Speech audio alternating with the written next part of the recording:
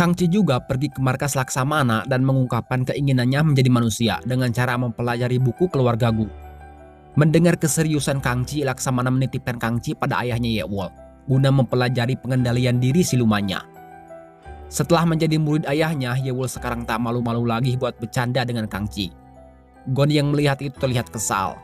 Hal yang mengejutkan kembali terjadi ketika Taeseo saudara angkat Kang Ci tiba-tiba menusuknya. Melihat itu Ye-Wol tak tinggal diam dan Kang Ci tak sadarkan diri. Dan menurut ayahnya Ye-Wol kalau Taeseo diguna-guna oleh pihak pejabat Zhou untuk membunuh Kang Ci. Dan malamnya Ye-Wol terlihat khawatir melihat kondisi Kang Ci. Ia tahu kalau Kang Ci dalam mode silumannya bisa menyembuhkan diri. Akhirnya Ye-Wol nekat membuka gelangnya. Awalnya tidak terjadi apa-apa, setelah itu muncul cahaya biru dan menyembuhkan luka Kang Ci. Tepat saat itu Ye-Wol diterkam Kang Ci sampai ia terluka. Tapi yang anehnya setelah itu Kang Ci liar yang sekarang tidak menyakiti Ye-Wol malah mendengarkan perkataan dirinya untuk memakaikan kembali gelangnya. Dan Kang Ci kembali menjadi manusia. Dan pingsan menimpa Ye-Wol. Tepat pada saat itu Gon datang dan merasa tidak enak melihat pemandangan di depannya itu. Ingat tentang ruangan bawah tanah yang tersimpan banyak peti? Ternyata itu benar harta karun. Dan harta itu direncanakan ayah angkatnya Kang Ci untuk diberikan kepada angkatan laut. Dan berkat Kang Ci yang menancapkan bambu di ruangan itu, Laksamana dan ayahnya Ye-Wol mempunyai rencana untuk membawa harta karun itu ke markas angkatan laut. Dengan sebuah penyamaran sebagai tukang, tentu saja itu dilakukan Kang Ci, Ye-Wol dan ajudannya yang menyamar. Dan seketika Kang Ci khawatir ketika melihat Ye-Wol terlihat sakit, yang membuat Gon marah dan terjadi ribut-ribut yang menyebabkan pengawal yang di luar curiga. Tepat saat pengawal itu datang, Kang Ci dan Ye-Wol sembunyi di ruangan rahasia. Tapi kecurigaan itu belum usai ketika ada suara dari ruangan tersebut. Ternyata suara itu berasal dari Ye-Wol yang hampir jatuh dengan spontan Kang Ci memeluknya. Dengan tangan tanpa sengaja memegang balon punya Ye-Wol yang membuat keduanya kaget dan diam sesaat. Dan sekarang Kang Ci sadar kalau Ye-Wol adalah seorang wanita. Sambil melihat tangannya sendiri yang membuat keduanya bingung harus ngapain. Masa baru sadar kemarin kemana aja bang? Kang Ci dan Ye-Wol terperangkap di dalam dengan kondisi Ye-Wol yang sedang sakit akibat infeksi dari lukanya dan sekarang giliran Kang Ci yang terlihat khawatir terhadap Ye-Wol. Dari waktu ke waktu kondisi Ye-Wol sangatlah memprihatinkan. Akhirnya Ye-Wol setelah sekian lama bersama Kang Ci memperkenalkan diri. Sebelum akhirnya dia pingsan. Yang membuat Kang Ci kaget, ia teringat dengan nama itu, ya nama gadis yang ia tolong waktu kecil. Dan Ye-Wol berhasil dipulangkan berkat Taeseo yang mengalihkan perhatian. Itu juga membuat kerahasiaan harta itu terbongkar, akibat Taeseo yang masih terpengaruh guna-guna. Melihat emas sebanyak itu, ia langsung melaporkan ke pejabat Zhou. Dan ruangan itu dijaga ketat. Tapi Kang Ci dengan cepat memindahkan peti-peti yang berisi emas tersebut. Sesampainya di depan penginapan, pejabat Zhou melihat para pelayan sedang mengangkut puluhan karung yang menurut mereka itu adalah sebuah padi. Sempat curiga tapi mereka abaikan. Dan setibanya di tempat yang menurut ajudannya ruangan harta karun, pejabat Zhou terlihat marah tak kalah melihat ruangan itu kosong melompong. Dan di sana juga pejabat Zhou melihat beberapa karung yang mirip yang diangkut para pelayan tadi dan sadar apa yang terjadi. Lantas ia mengejar orang-orang tadi sampai di markas angkatan laut. Dan menghancurkan semua karung yang dicurigai adalah emas. Tapi jong, karung-karung tersebut benar berisi padi. Dan ternyata itu adalah rencana Kang Ci dan karung-karung itu sebagai pengalih. Untuk emasnya sendiri tidak kemana-mana, masih di ruangan yang sama, cuma ditutup oleh sebuah tirai. Dan Kang Ci dengan santai sampai di markas angkatan laut sambil membawa beberapa gerobak yang berisi emas. Pejabat Zhou dan ajudannya yang melihat itu tak bisa apa-apa karena sudah dikepung prajurit angkatan laut. Pejabat Zhou kembali ke ruangan bawah tanah dan teriak-teriak frustasi. Sedangkan Laksamana mengungkapkan terima kasihnya sama Kang Ci. Dan sekarang Ye-Wol sudah baikan. Ia yang melihat Kang Ci bermaksud memanggilnya tapi tidak jadi. Ye-Wol teringat tentang kejadian semalam bersama Kang Ci yang membuatnya spontan memegangi dadanya. Tapi Kang Ci keburu sadar dan langsung memegangi jidat Ye-Wol dan dirinya. Merasakan Ye-Wol sudah sehat, ia terlihat senang. Tak lupa ia juga memberitahukan tentang misi mereka yang sukses besar. Yang membuat keduanya kegirangan.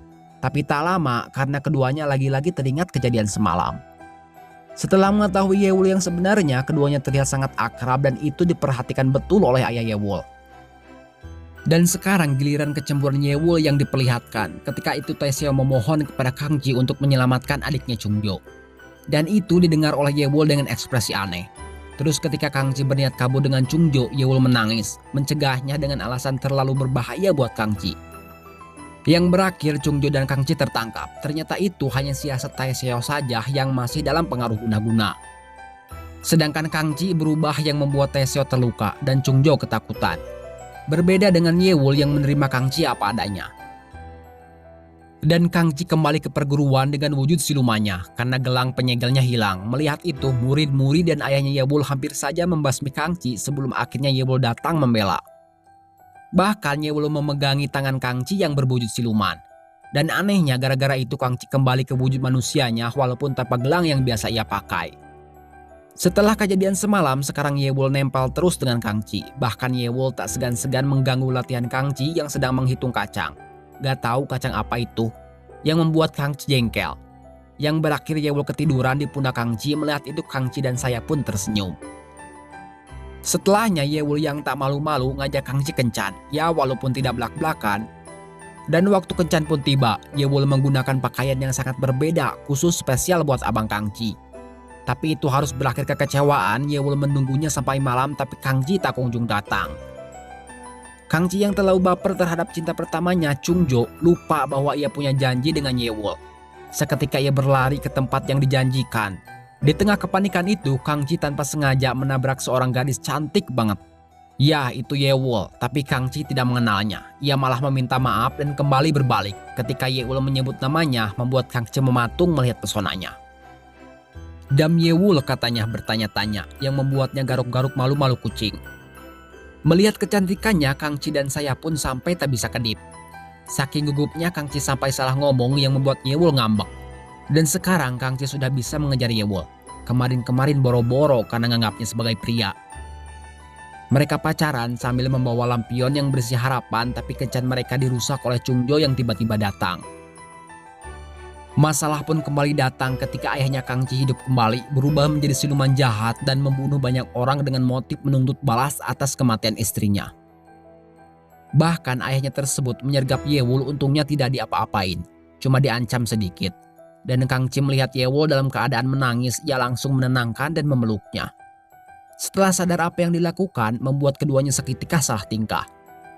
Capek dengan jaim-jaiman, akhirnya Kang Ji memberanikan diri menggendong Yewol yang sedang terluka. Yang membuat seketika saya tersenyum. Akibat kejadian semalam, Yewol dikurung di rumahnya dan tak bisa kemana-mana. Tapi Kang Ji diam-diam datang dan memberikan sebuah bunga yang membuat keduanya tetap-tetapan. Dan ayahnya Kang Ji kembali mengancam Yewol. Saat itu Yewol diculik prajurit pejabat Jo dan para prajurit itu dibantai oleh ayahnya Kang Ji. Sedangkan Yewol tidak bisa kabur darinya. Bahkan sempat dicekik sebelum akhirnya Kang Ji datang dan menyelamatkannya. Sempat ribut tapi Kang Ji bukan tandingan ayahnya. Dan ayahnya Kang Ji tiba-tiba menangis dan menghilang ketika cahaya biru datang. Dan paginya untuk pertama kalinya Kang Ji diperlihatkan cemburu. Saat itu Tai Seo mengungkapkan perasaannya sama Yewol. Dan itu didengar Kang Ji. Yewol yang tahu itu menghampiri Kang Ji yang sedang manyun. Tapi Yewol menenangkan Kang Ji, hati ini cuma untuk abang katanya. Pada suatu ketika Kang Ji dan Yewol plus dengan Gon mendapatkan sebuah misi untuk menyusup ke dalam kelompok musuh. Dan misi itu untuk mencari tahu rencana mereka. Dan Kang Ji berhasil mendapatkan sebuah peta rahasia mereka. Di tengah pembahasan peta tersebut, Kang Ji tidak sengaja mendengar pembicaraan Chung Jo dan Yewol mengenai orang tuanya. Yang seketika Kang Ji marah dan menanyakan langsung kepada ayahnya Yewol. Dan ayahnya Yewol membenarkan. Yewol yang panik takut ayahnya kenapa-napa, ia juga ikut ke sana. Dan melihat darah di tangan Kang Ji. Ternyata ayahnya Yewol baik-baik saja, cuma pedang ayahnya saja yang dipatahkan Kang Ji. Setelah itu Kang Ji menemui Yewol yang menangis dan memeluknya sambil berkata kalau Yewol tak boleh berbohong lagi. Kang Ji sekarang mati-matian berlatih langsung di bawah bimbingan ayahnya Yewol. Itu ia lakukan supaya bisa mengalahkan ayahnya sendiri yang sudah menjadi siluman jahat. Tapi seberapa kali pun mencoba, meskipun dengan mode silumannya, ia tetap tak bisa mengalahkan gurunya itu. Akibat itu Kang Ji terluka, yang membuat Yewol khawatir dengan ekspresi lempengnya. Dan tanpa malu-malu, Yewol membuka baju Kang Ji tanpa permisi yang membuatnya malu salah tingkah. Dan adegan kocak pun kembali diperlihatkan ketika itu Yewol menyuruh Kang Ji ganti baju. Padahal sendirinya asik memandang tubuh Kang Ji yang berotot tanpa malu. Akhirnya Kang Ji memberikan sebuah isyarat pada Yewol untuk berputar. Dan sekarang Yewol baru sadar sambil tersenyum. Setelah itu Kang Chi memegang pipi Yewol dan mengecupnya beberapa kali dengan sayang. Dan diakhiri dengan pelukan. Dan adegan romantis itu diganggu oleh Gon.